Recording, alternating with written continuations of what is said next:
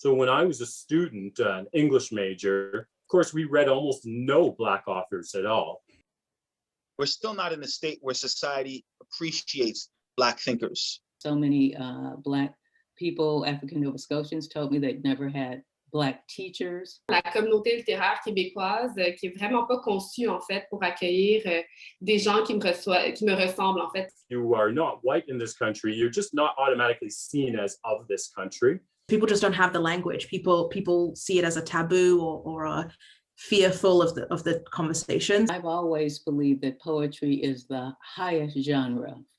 We have a remarkable ability to observe the world and use language to transform it into something meaningful for ourselves and for others. Africanthology Perspectives of Black Canadian Poets is meant to be more than just a simple poetry anthology.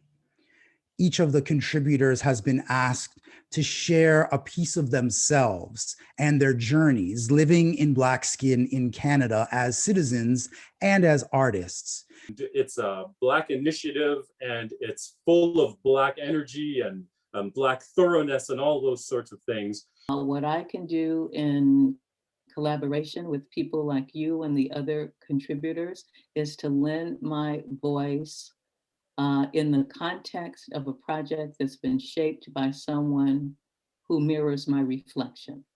I hope with a text like this, we can demystify some of the experiences and also help Black Canadians see themselves represented as well.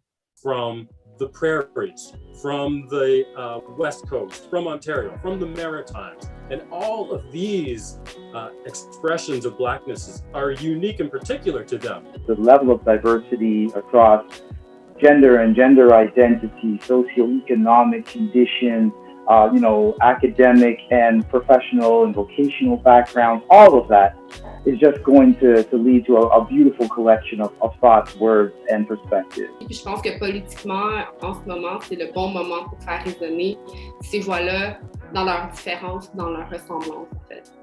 An anthology like this, a project like this, helps to create more momentum so that those ideas about the different elements to Blackness, the dimensionality of Blackness, is presented to them over and over again. For future generations as well, to have this legacy of, we wrote down our experiences of this time that we're living in. And I think for non-Black audiences, I hope that it also provides